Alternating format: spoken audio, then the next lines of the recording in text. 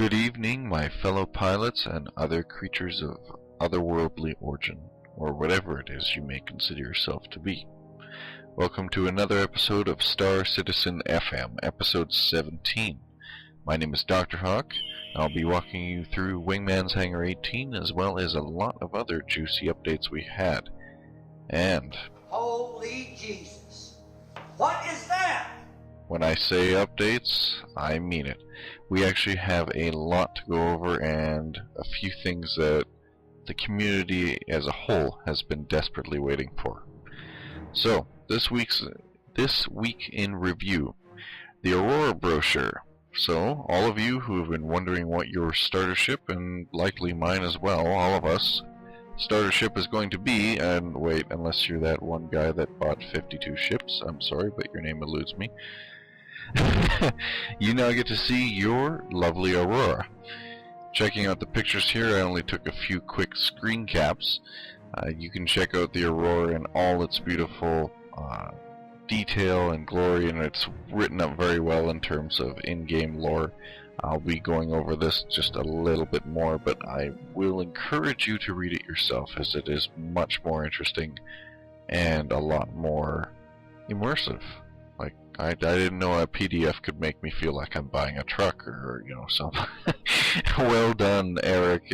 Whoever wrote it, like I said, you know, well done. The Jump Point is out for subscribers, so I imagine by now subscribers, you know, you've already seen this, but to those of you who maybe been working or not, check your inbox and enjoy, and don't share with the Hawk ever, because I am bad at secrets. There's also a call to action, or at least what Eric mentioned about something of a call to action. According to the forum statistics, there's about 40,000 I guess you could say guests and registered members that we have on the forums. Great community. However, these are unbackers, unpersons, unbeings. That actually sounds very derogatory, but oh well.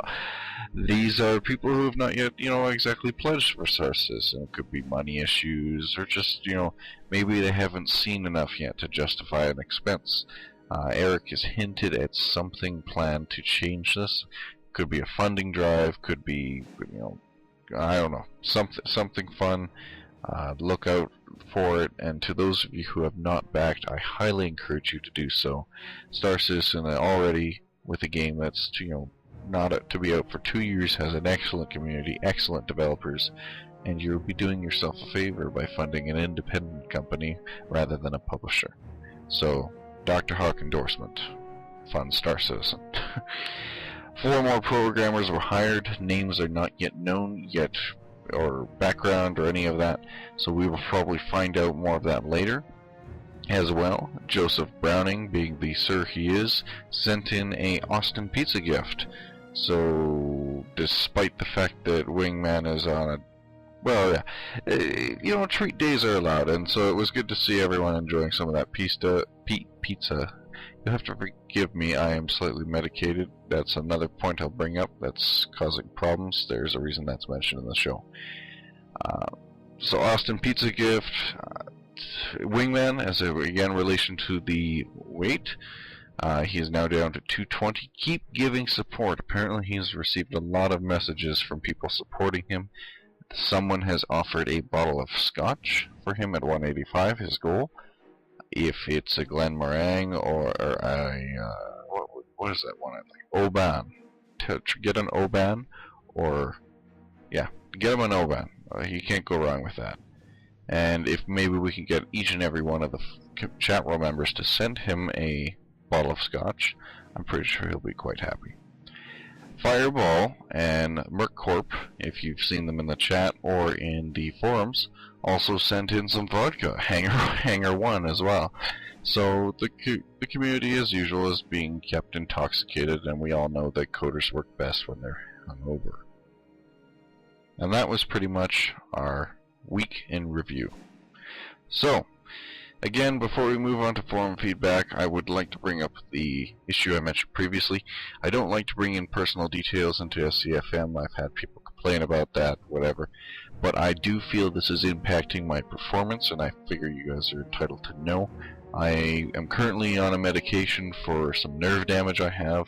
While it's not, drowsiness causing or anything, it's not a narco, I have been noticing lapses in judgment, errors, and even when I edit this now, if there's a few mistakes here and there in the show, just bear with me. Once I get to my optimum dosage, they say the side effects should disappear.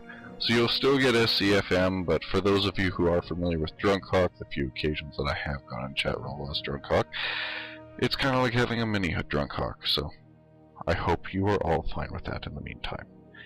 But anyways, let us move on to forum feedback. In this week's forum feedback, we got a few interesting questions. Our first beginning with Waltar, once more, by the way. He asked, if planets are the right size, will there be asteroid belts around them, so we can spend days there prospecting, mining, what have you? Eric responded with a very appropriate response. Anything you see in the universe, we will try to include. Now, side topic, do bear in mind, game engine limiting, etc., that you're not going to have a whole solar... Well, I don't know what they'll try to do. You're not going to have a whole galaxy is what I was going to get at. That actually comes up later. But I'm pretty sure they'll try to approach the Eve route. You could visit a system, visit the planets, visit the asteroid belts, etc. Maybe not make the planets hollow like Eve did, because you could fly right through them. But I'm pretty sure that Eric, the crew, the guys at CIG, they have an interesting plan for us, and we will know more in the future. And it is TBD as to specific details. Reebok was the next to mention that each ship so far has had a latrine, or a toilet. He wants to know, will we be able to use the facilities? Oh wow, this reminds me of Duke Nukem. Eric said that they are not making a game about toilets, and while he was very firm with his statement, given the Easter egg nature of the guys over there, I wouldn't be surprised if there's some sort of interactivity in there. So, Reebok, there you go. If you really need to, go pee, then you can go do it in your own constellation, not mine. And I don't even have one, so I'll have to go in my 300i, or in my space diapers. Atomic Hawk wanted to know, with all the talk on the forums of player-owned housing, does the dev team have opinions on it? Will it be a guaranteed feature as people are hoping? This has been mentioned before. The hangar is your housing. It is going to be our player houses, so unlike most MMOs where you get your house end game, or you have to grind up hundreds of millions of dollars, or the house ends up being dirt, you're going to have your own hangar. You can configure it any way you want. You can have Fort Kickass, you can have, I don't know, banners everywhere. We don't know what we can do with our hangars yet, and I'm pretty sure, being that customization has been mentioned so many times in this game with the ships, given that you'll probably be visiting your hangar quite often, it's very likely you will have the same amount of customizability as in with your ship or your player character. So look forward to the player housing. I think maybe he was just slightly worried about it, but again, I'll keep saying it over and over till people, get it. The hangar is your house, so you should feel safe in your hangar, adorn it any way you please, or just leave it stock. But that's where you'll pretty much be chilling for the entirety of your downtime in the game. I also want to mention, Atomic Hawk, that you are indeed an imposter, my good sir, and I will find you. The Dr. Hawk is the Dr. Hawk. There are no other Hawks before him. Very disappointed. 43891 asked, would someone in Australia be able to play with Americans, and vice versa? Will we be able to do cross-server transfers? This is actually a good point to bring up, given that the Star Citizen community is very diverse. We have people from all over the world: Europe, Germany, Canada, the States. There's a lot of us everywhere, and it would be, it would be nice if we could play together. However, it is not yet determined, how it's going to work. They're still trying to figure it out. Ping, of course, being that this is a dogfighting for FPS, is the highest concern. The last thing you want to do is be dogfighting with 350, ping. Yeah, probably stab myself if I had to do that. Right now, from what he's saying, the people in your general proximity to where you are, so if you're in North America, you're more likely to play with people in North America than in people, let's say, in Germany. However, with the upcoming dogfighting module, alpha and beta, whatever word, that'll give them an opportunity to test. So Zane playing with, say, me, I know Zane's in Germany, I'm in North America. How much of an issue will that cause? Will it work? Will it have to be adjusted? Don't know. TBD to find out what will work best. So Thor will find out in the future, but good question. Sliver was the next to ask, will the Aurora be the smallest, cheapest ship that we can acquire for standard travel? Or will there be something even more basic, except for the boarding ships and the P-52? If you've looked at the brochure by now, you know the Aurora looks pretty badass, but for those who have not, and again, here's an awesome picture, it's a starter ship, but that does not mean it's cheap. And when I go over the PDF quickly, and there will be a link, there should be one now, there's a link here for the PDF. It's a well-kitted little starter ship. It should serve you well. I like World of Tanks. I like their model, but it won't be trying to, you won't be in a lull tractor. You won't be given a tin can and a gun. So I'm pretty sure you'll be well off if you haven't pledged for one of the higher tier ships like a Hornet or a Constellation. You'll be all right. CNKB also wanted to know, will we be able to buy lifetime insurance with in-game credit or cash when the game comes out? Oh boy, this topic just keeps coming up. I'm sorry, but this irks me. There will be another window for the lifetime insurance coming up, so keep your eyes peeled. There's something, maybe another way to earn it. But one of the things, actually, and this has been a topic that's brought up on the forums, is that if everybody has lifetime insurance, what's the point of having insurance anyway? At least, and in my view, people are less likely to take risks if they know at least their ship is insured. We don't know yet what you lose on ship destruction. Again, I'm going to be using Eve as a model way too much, but still, Eve as a model. Let's take a battleship, a Roke. You usually have just enough money to cover the basic ship and maybe a few cheap upgrades or even modules, but usually, let's say you put 5 million into a ship, and this is Star Citizen. That ship itself maybe costs 175,000. You went balls to the wall with all your upgrades. You just lost the ship. At the same time, if this was a more expensive ship, like a $5 million ship, and you put cheaper upgrades into it, it's a very weird issue, and I don't see why we should give more LTI to people. I know that sounds elitist and snobbish, but honestly, I'm one of those people that, early bird gets the worm. You wake up early, you get, I don't know. I just don't see why we should give out more LTI. But for those of you who haven't got it, you're lucky buggers. There might be a possibility in the future. And I say might. I am in no way affiliated with CIG, and I can't speak for them. Little rant aside, Sin to Win also had a good question of, will the star map represent the true shape of a galaxy, with a central core consisting of many stars and black holes, as well as spiral arms that branch off the hub? Again, I mentioned this briefly. Given that they're only releasing with about 100 to 150 systems at launch, and that galaxies have, well, I actually don't even have a number in my head right now. There are a lot of systems and hundreds of billions of... It's not possible. I don't see it possible. Even if their game is around for 10 years, we might have our own mini galaxy, but not let's say, realistic one. But who knows, maybe in 10 years, if we, keep funding the game, look at World of Warcraft, it's still going. Keep throwing money at CIG. Who knows? And the last topic to be brought up is actually in relation to the last question that was related to Track IR, not Tracker. Since Wingman sort of answered with Oculus Rift, it was believed that there would be no track IR. I said, even if Oculus Rift is being included, of course they'd probably include track IR. But that is our forum feedback, and let us move on to hot topics. Actually, no, not really. Sadly, for all of those around, let us gather. Hot Topics is dead.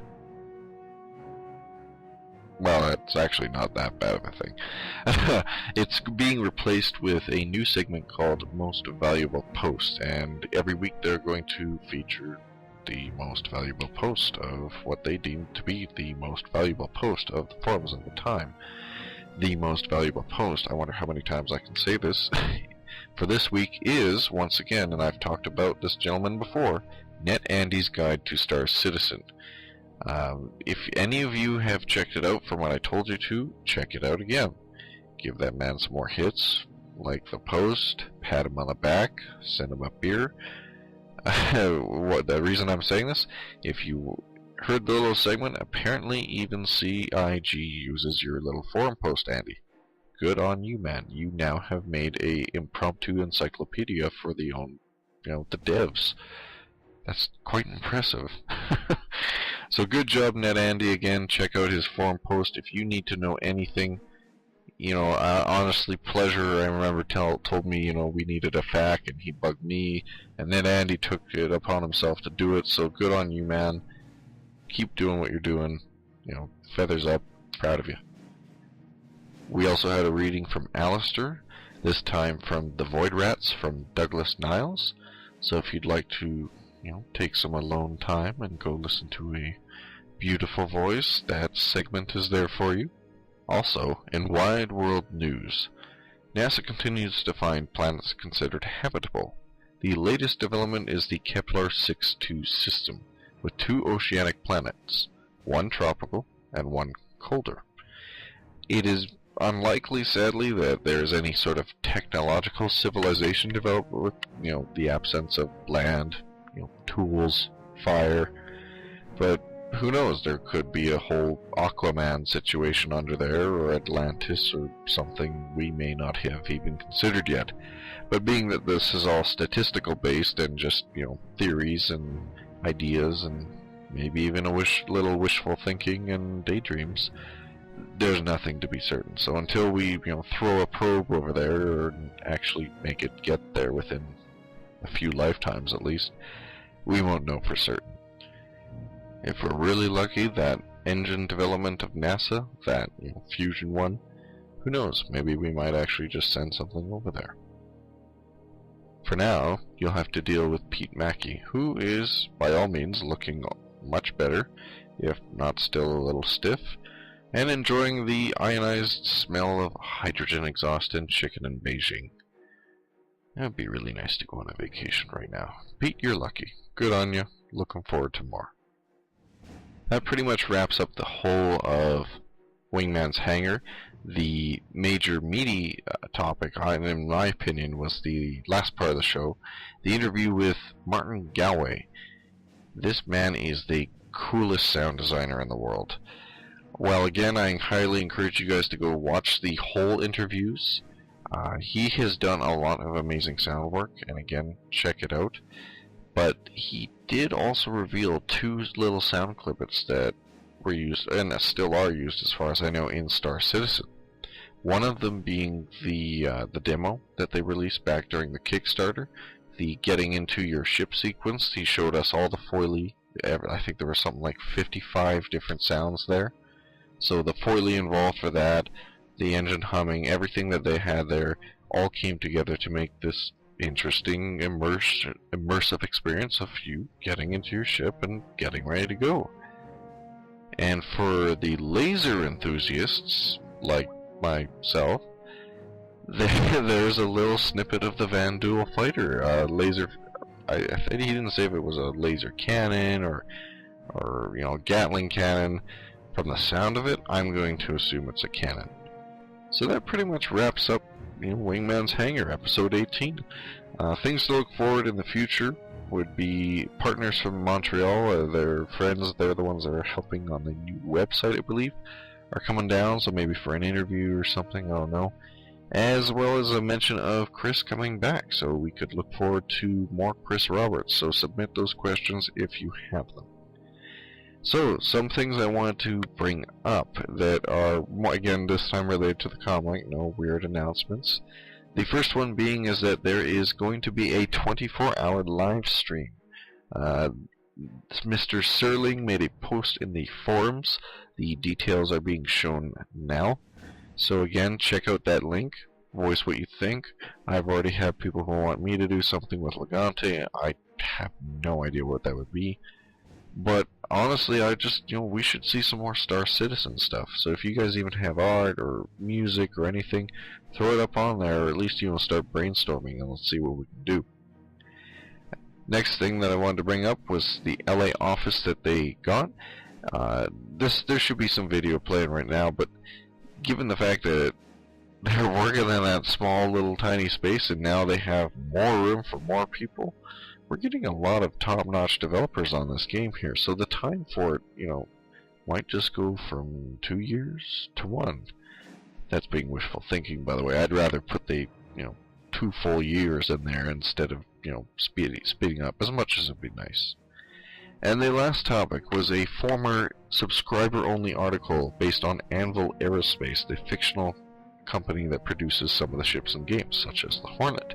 So if you would like to read up some of the fiction relating to the Hornet and Anvil Aerospace, click on the link and enjoy at your own leisure.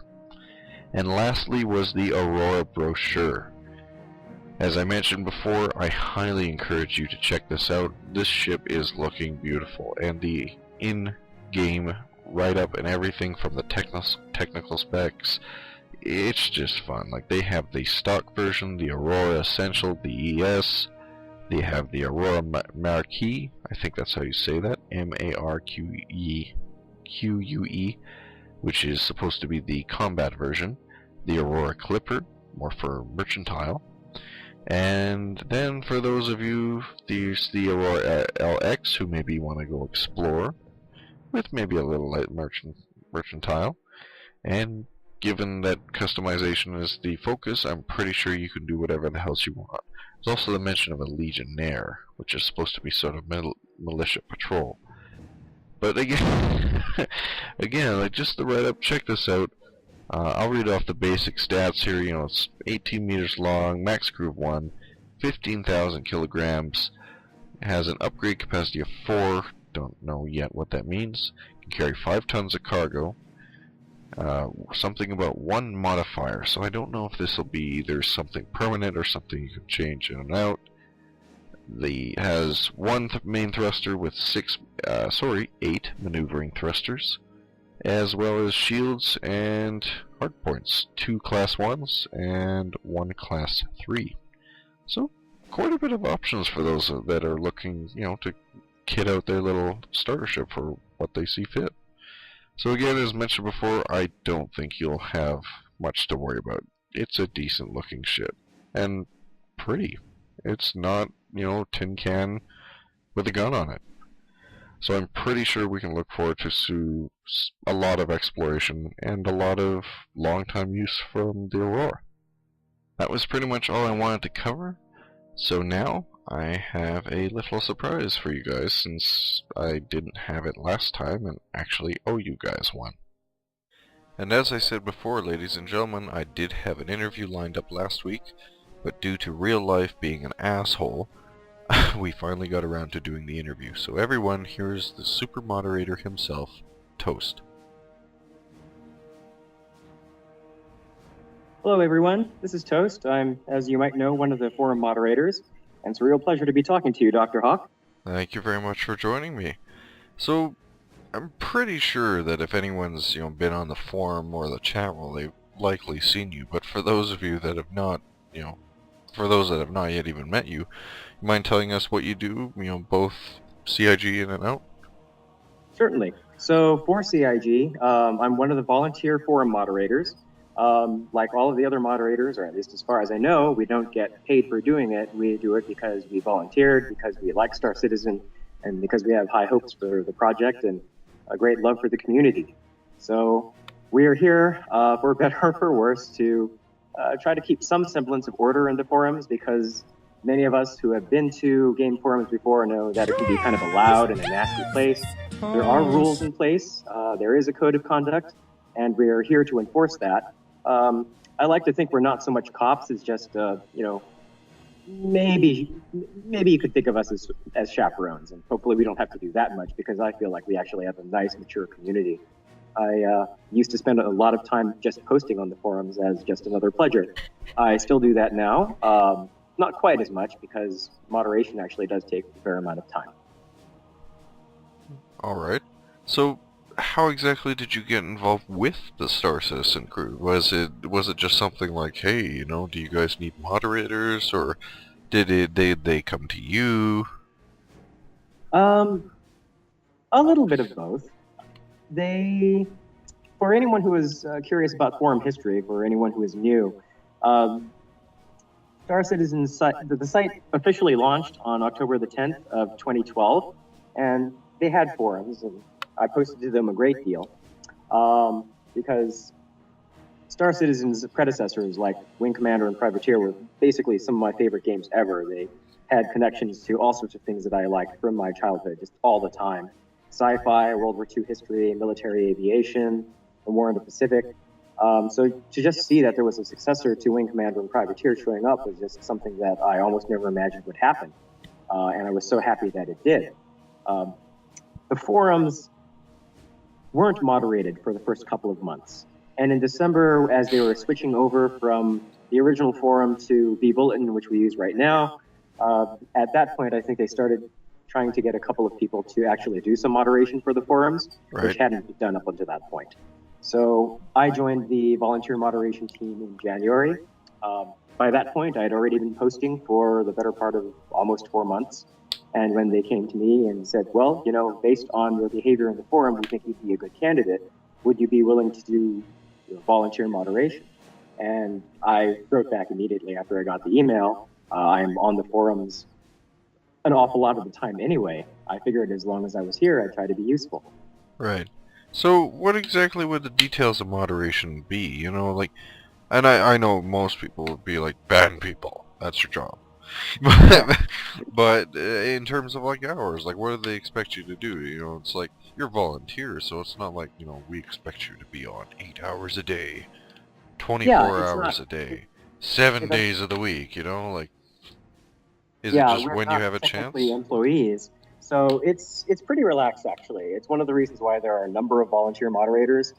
Most of us have day jobs. We have other things to do, so that's actually one of the challenges.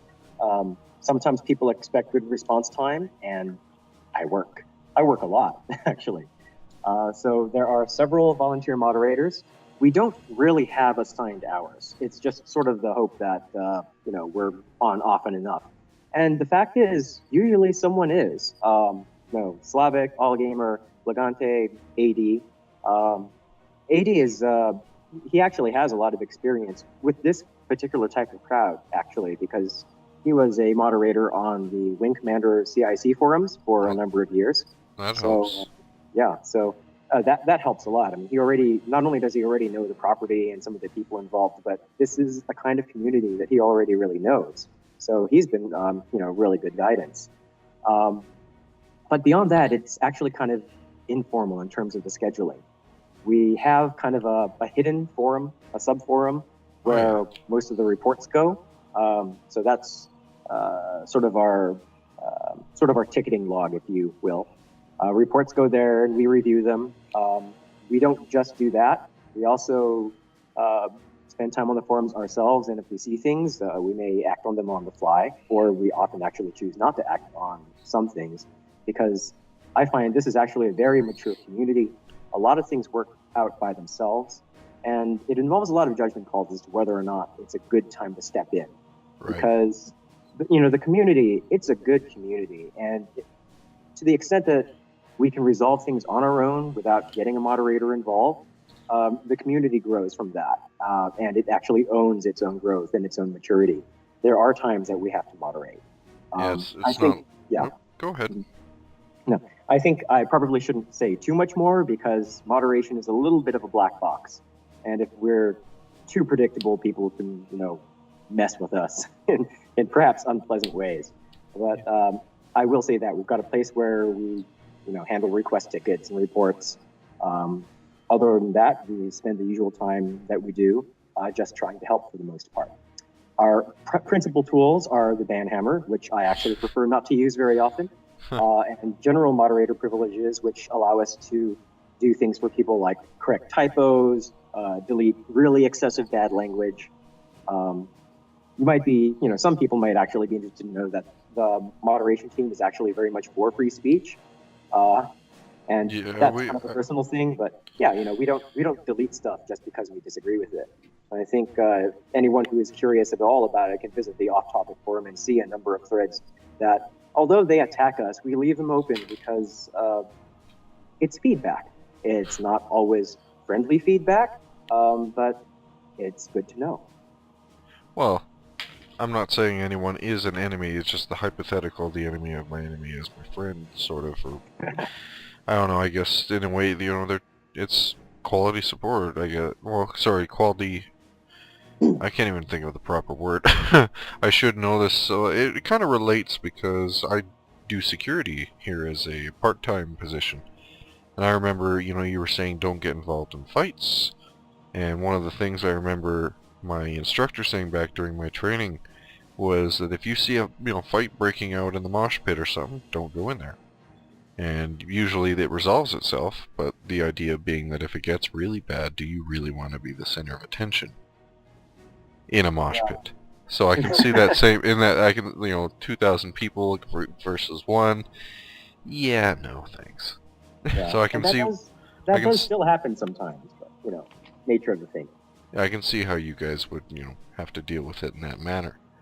So, what drove you to work so much for, like, Star Citizen in particular? I know you brought the issue of the community and the game itself, but just the fact that there's so many other forms of moderation out there and so many other games. Like, it could have been a piano forum, for all you know, that you'd be moderating on. Yeah. Again... I'm actually quite new to moderation. This is the only time that I've done it. I started in January. I haven't moderated other boards. And I think this is actually kind of a special case for me. Because many other gaming forums, I've read them, usually when trying to find an FAQ or, tips on how to play something. And they're really mean places. There's a lot of fighting. There's a lot of swearing. People are getting banned left and right. It just didn't seem like the sort of thing that I would consider fun. Right. But I really just couldn't resist here for a number of reasons. First of all, Star Citizen is sort of the spiritual successor to Wing Commander and Privateer, and those games, they embody a huge chunk of my childhood. The games that I used to play, the things I used to daydream about, so much fun, and related to a lot of the sort of topics that I follow even now, just as a hobby.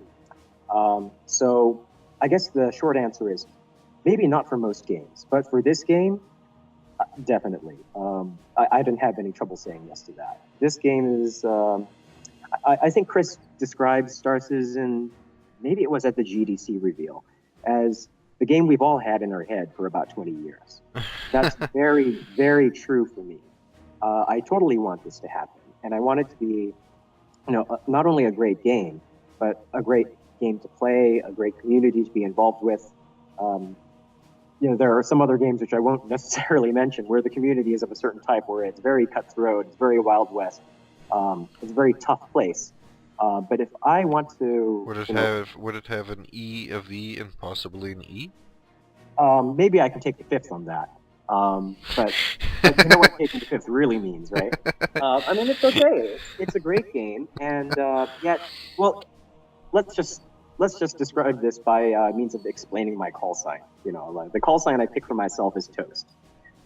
Tradition is you don't pick your own call sign. Right. But I think I give myself a call sign that I would have gotten anyway. Because I essentially suck at PvP. It doesn't matter if it's StarCraft or Street Fighter or what. I tend to lose pretty hard. But that doesn't keep me from just loving the hell out of Wing Commander and Privateer. And I like the idea that it's a game that I can play, and it's also a game that somebody who plays that game that I won't mention would also play, just perhaps in different parts of the galaxy. Right. And I don't feel like either one of us should be excluded from a game this potentially good. I mean, if it really is going to be Privateer and Wing Commander and Freelancer all wrapped up in the possibility of today's technology, it seems unfair to exclude somebody just based on their play preferences, something that could be this good, And so, my call sign is Toast, but I still want to play. Somebody has to fly the tanker. Maybe we're not all Top Guns, but there are many roles to play, and I'm going to find one. And that's, I think, a very commendable view of it, too, because, like you said yourself, there are people out there who might not want to touch a gun their entire playthrough of Star Citizen. Like, might have to here and there, but not against other people. I know I thrive against it. My recent one being Dark Souls, which I've sunk way too many hours into. But that same sense of just, oh hey, I killed somebody else, it's not a computer! Oh, wait, that was a living person, and now they're sending me angry messages. Damn it. But it's kind of, it's exciting. It's something that can drive it, and yet somebody else might not want to do that. So it makes sense, given that kind of view. Yeah, and yet it's a totally valid play style. There's no reason to exclude that either. I think a lot of examples were put forth, like in terms of different roles you can have in different types of sandbox games. The classic being the Knight and the Fisherman from Ultima Online, where I think Richard Garriott likes telling the story where somebody just walks out of a dungeon loaded with loot. He runs into a fisherman who's just sitting there fishing, and he proceeds to unload all of his loot in front of him, saying, "Take what you want. You poor man, you definitely need help." And the fisherman says, "What are you talking about? This is what I do. This is why I'm here. I don't go dungeoneering. I drink with my friends and I fish, and that's all I need to do here." Well, it's that kind of Farmville mentality, and I don't mean to bring up that game, but just even the casual gamers get ratted on. And, I've even made fun of it too, what are you, a casual? But in a sense, there are people that maybe only can afford 10 minutes to sit down, and they just need to unwind after, who knows, maybe they're a correctional officer in a prison, and they really need to just fucking fish for a little bit. So, they don't want to have to kill monsters and that, because maybe it's reminding them of the guy that punched him in the face, and, next thing you know, he's wondering why his keyboard is in many pieces. So and that can be a problem if you have to come home and do work. Exactly. Yeah. Now, that's not to say this universe is going to be safe pretty much anywhere, because I remember another interview that Wingman did not too long ago, maybe, I think it was with Stars Oratoria, where he said, well, it has some combat capability. Space is not safe. Yeah, so I think Eric's said in other interviews that space is not that safe a place, so every ship will have some combat capability. So it might actually be difficult to be that Ultima Fisherman. But I like that they're having other roles, like we might be able to be info agents, for example. So even if flying isn't your thing, if you're farming information, you can still be useful to the community. So even then, you're not necessarily just playing by yourself, unrelated to everybody else's activity. You might still actually have a place that matters to other people, whether they actually realize it or not. Fair enough. So I imagine we could talk about this all day, and sorry if I'm shooting. Talk about it all week. There's the forums all for week, that. all year, all the rest of our life, But getting back to the topic of moderation, and even what we were just talking about, they're kind of, I don't know if you'll do moderation in game, because I imagine they will need game masters of a sort.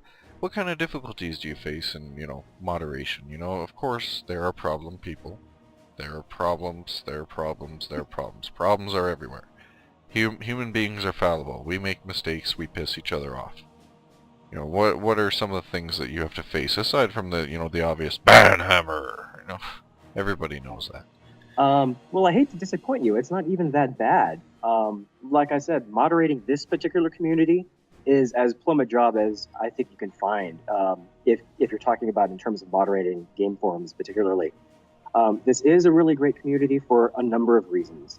Yes, there are a few problem people, but a couple months in, I was just kind of amazed by the fact that I could count all those problem people on my fingers. That's not so bad. That's really not so bad. And, I get insults and personal attacks, and I get accused of unprofessionalism, and people try to tell me how to do my job.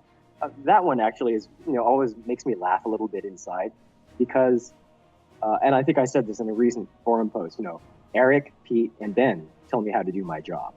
But users, their suggestions are often in conflict with each other. I pretty much don't give them that much attention, not because I don't care, but because they are in conflict with each other. I can't do that. I really can't. It doesn't work that way. Yep. Well, and you have the boss men above you that tell you what to do anyway. So, the puppet they're doesn't. the ones, The puppet they're the doesn't ones tell. I have to listen to. The puppet doesn't tell the puppeteer what to do. It's the other way around. Yeah, pretty much. So, that won't keep people from trying to tell me how to do my oh job. no, they'll try. I've had it happen in my job experience too. But yet all you do is just smile and agree, and in the end, people get along. And something I actually wanted to comment on, I think you're right, is, I guess we're just awesome. We really are. Like I said, for another game, I don't think I'd be as interested in doing it, partly because I myself am so interested in source material. I mean, even Star Citizen itself is kind of sitting at a perfect storm, It's an underserved market. We haven't had a good space game in a long time. The people, it's not 100% of the community, but a lot of us are great fans of Chris Roberts' work and Origin Systems products from a long time ago. And we're adults now, and we have disposable income, and, we've all had the chance. Well, maybe you guys have disposable income. Yeah, maybe it's not a lot of disposable income. I myself am not doing so great these days. Well, regardless. Yeah, but the fact is, we're not on allowance money anymore. At the very worst, we're on unemployment. But we're adults, or at least we've had the chance to become adults. Many game forums, there are a lot of kids and there are a lot of teenagers, and there are certainly adults who aren't even as mature as many teenagers I know. But once you look at the law of large numbers, we're really good. We vote with our wallets. We're mostly mature. I'd say 90 to about maybe 80 to 90% of the conversations pretty intelligent. So, although I get attacks and have to deal with difficult people, and I'm forced to have I have to have a thick skin. But right. What's been amazing is that I've gotten about as many PMs that actually thank me for doing my job. They've been very supportive, and they've told me I've been a good moderator, and that they appreciate my attention and work and my help. And so the thank yous actually outnumber the complaints. So if you're asking me about the kind of difficulties I face in my job, yeah, they're there, but they're really outweighed by the appreciation and just the opportunity to help, even in a small way, to a game.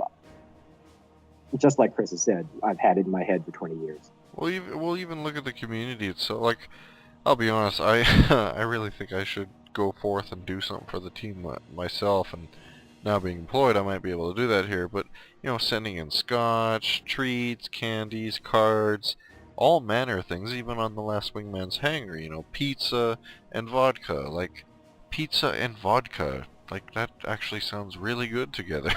Like, we're trying to keep them in that, what's that, well, you keep programmers drunk. They program best when they're inebriated, so hopefully, well, no, that's a story for a different day, but we'll just program make sure.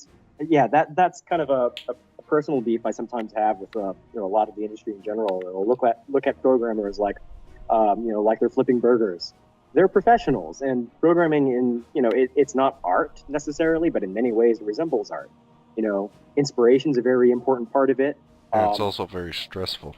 It's extremely stressful. It helps to be OCD sometimes, and you have to take the edge off.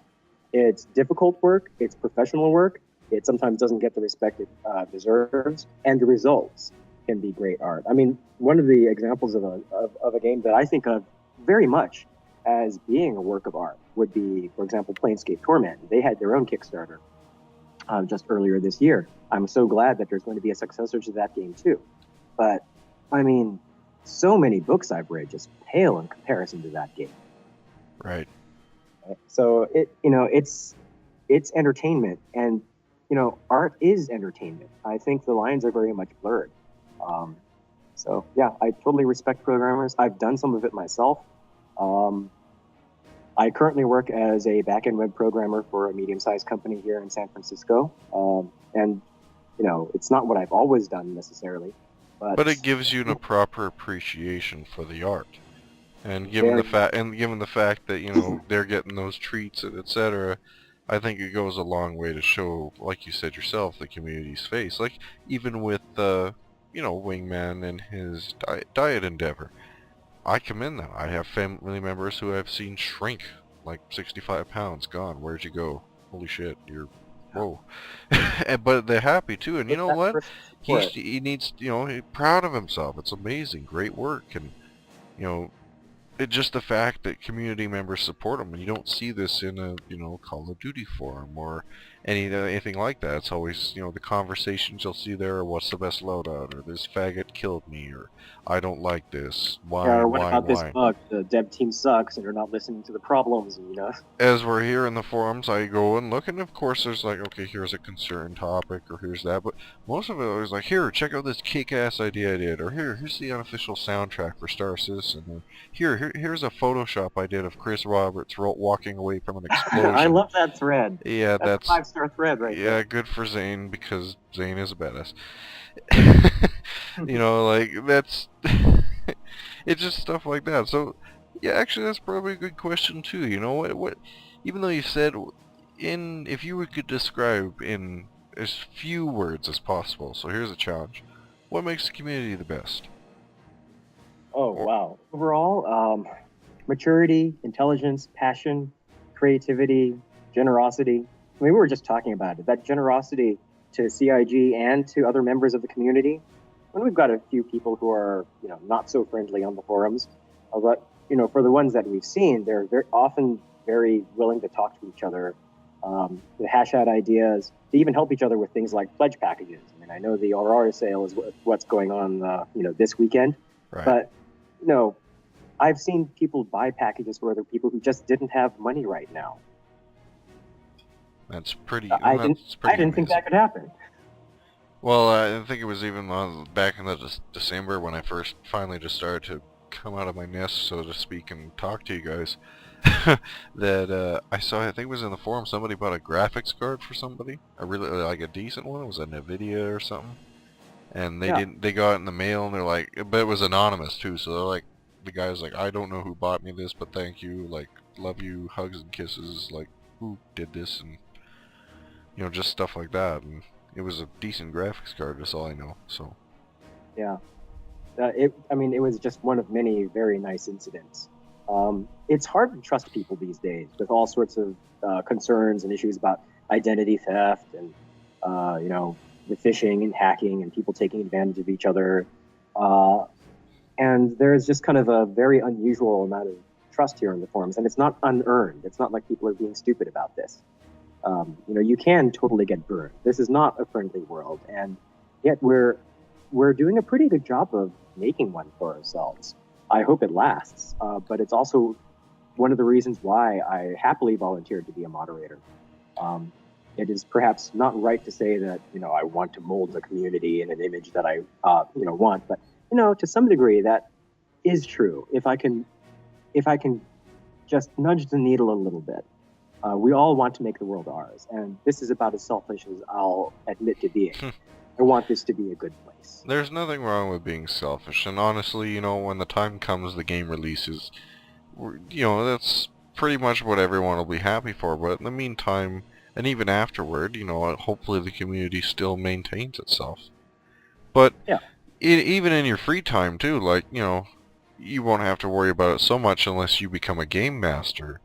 But, you know, what do you want to see in Star Citizen? Like, or even, sorry, rather, what would you like? What do you like about Star Citizen so far, that what you've seen? Because everyone here is here for one topic or another. But, you know, what drew you to the game? Just, like, I know you mentioned previous things, but, like, if you were to just sit down right now, what would you be doing? In terms of what I'd like to see in Star Citizen? No, just what do you like about it? What we know so far, or at least the promise. We can get to, we'll talk about what you want to see after. Everyone has an idea of what they want. Well, Part of the strongest promise, I think, is the diversity of the community. We have all these roles that the universe might want filled, and we've got, somebody for everything. One thing that has really gotten me enthusiastic about Star Citizen is not only is it Wing Commander and Privateer, but in Privateer you had the ability to customize your ship, at least to some degree. Right. There were 4 hulls. They had engine and shield upgrades, and they could carry kind of mix and match armament. There's this old game that I used to play a little bit when I was younger, and I guess this dates me a little bit, but many of us will remember Steve Jackson Games. Actually, David Ladyman used to work for Steve Jackson Games, so there's a lot of crossover in the games industry. When I saw his name, I was just amazed because he used to work on this magazine called Auto Duel Quarterly, which is kind of what Jump Point is now. Right. But getting back to it, Car Wars was kind of a fun little game because you got to design cars, and they would have like weapons and armor, and it's kind of it was a board game, right? And it had all kinds of customizability. You'd pick a chassis, you'd pick tires for performance and durability, different power plants, different weapons, the whole deal. But the problem with Car Wars was that you had, I think it was more fun designing the cars and actually playing the game, because it was a very time-consuming, very slow game to play. Turns would consist of 1 second, right? Like 1 second of game time. So if you had a 15-second arena battle that took 15 turns, that could take hours. So talk about time dilation. 15 seconds of car combat would take you an hour, conservatively. That was it was a game that was a lot of fun to set up, and actually rather difficult to get to. In some ways, that's almost like 3rd edition or 3.5 edition Dungeons and Dragons, where their character system got really complicated. Like you could have a 2-page character sheet that looked like the list of ingredients for some kind of ungodly snack food. So how would this translate over into Star Citizen for you? Being able to do that and play it in real time. So see, the thing about Car Wars is that you couldn't play it really. You could just design stuff and have fun imagining things, but playing it was so slow. Right. And here, we get to do that, which was so much fun. And then we get to play this in real time, where 15 seconds of dogfight is 15 seconds of dogfight. And your own graphics, actions, the music, the explosions, yeah. Like I even think Galway said it best in the latest Wingman's Hangar. That immersive experience, even the aspect of shrapnel hitting your cockpit, which has actually kind of made me squeeze as soon as I heard. I'm like, wow, I actually can't even remember a game I played that had that. So, all these things that you just kind of imagine would be fun. You see them in the movies and you see them in TV series. Like, I think, what was it? And the pilot series for Battlestar Galactica. Starbuck shoots through a bunch of Cylon raiders, and Adama asks her for a status report and says, "What do you hear?" And then all these pieces of raiders are just like bouncing off her cockpit. She's flying through them. She just smiles and says, "Nothing but the rain, sir." And she gets to do that in TV show. And the idea that we'd be able to do that in the game, that's amazing. So, you've outlined what you like about Star Citizen. If you were to just sit down with Chris, or, well, as I've said to my other interviewees, if Chris, unfortunately, and Chris, I do not wish this to happen to you, was run over by a bus one day, if you sat down and you were in charge, what would you want to see in Star Citizen? Oh, horrors. You just loaded me up with an image that's going to take me a couple of minutes to get over. I'm sorry, I've traumatized Toast. Dr. Hawk is disowned. Get rid of him. Banned. Dr. Hawk's banned for mentioning unfathomable future. Well, heaven forbid. But what I'd like to see in Star Citizen is a kind of longevity that very few games have ever had the chance to enjoy. I think maybe one really excellent example of very visible longevity is StarCraft. People are still playing the original version of that game, like, I don't know how long it's been, 15 years down the line. Yes. Games come and go. A game with that kind of staying power either needs to be incredibly good or have some way to stay fresh, or both. I firmly believe that what they're developing has the potential to be just that good, that you'd want to play it forever. Right. But for the game to be, the persistent universe, I think, is key. I like the idea that the game might have a growing sense of history in it. One thing that I'm really, really excited about that we don't really talk much about because we're just too far away from it to know anything is the micro updates. Right. Hopefully they're building an economic model where they can do things like, let's instantiate market a rich crash. asteroid field, Or that. we'll have an alien. Hello? I said stock market crash, but... Oh, yeah. Stock market crashes, alien invasions, all the stuff that makes real life, interesting in a bad way. Like the recession is interesting in a bad way, right? But you Right. put that into a game, and then, it turns, from frustration into drama. It's fun when it's fiction. It's not fun in real life. Of course not. Yeah, but those micro updates, the idea that the universe can change and have a history, like, Earth is going to be sacked sooner or later. The answer to whether it's sooner or later depends on, how good a job we do of defending the planet. Right. It's a little bit like, I guess, I want to compare it to Lord of the Rings. Like, Christopher Lee reads Lord of the Rings every year. It's almost like I feel the same way. There are certain old games that I just come back and play because they're that good. They're classics, and they're better than, I'm sorry if I'm offending anybody out there, but I'll read Lord of the Rings again rather than, Twilight for the first time. Fair enough. It's like, the old games, I'll come back and play them, not so much the new. But we know from just reading the appendices and the other material that Tolkien wrote a huge history for Middle-earth. And the Lord of the Rings, as a magnificent trilogy as it is, it's Only just scratched a the tiny surface. slice of that history, right? I have a Tolkien bestiary. And that's just an example of all the, monsters and lore that you can find just from the beasts alone, so I know exactly what you're saying. Pardon? Talk about world building. I mean, he set up all of this, incredible backstory for something that he was not going to write that much about, by comparison. He came up with a language, maybe a few languages in the different scripts. Anyway, I'm flying just a little bit off topic, but the idea that Star Citizen could have a history where the persistent universe can kind of be like that. Like if you played the game for 1 or 2 years, you're kind of like playing through the first 3 books of The Lord of the Rings, and that becomes a piece of the history, and it's forever a part of the history. And then for whatever reason, you might leave and come back, 5 years later, or 5 years later, somebody completely new comes to the game, and he steps into a universe that, isn't just fresh out of the box, but it has all of that history. And been developing. Yeah. Even with the aspect of Chris Roberts saying that, players could become heroes, so to speak. Like, you could kill NPCs and they stay dead, and that becomes notable. Yeah, I mean, 10 years from now, a newbie might come in and say, what the hell's with this lamp stuff? I don't get this lamp.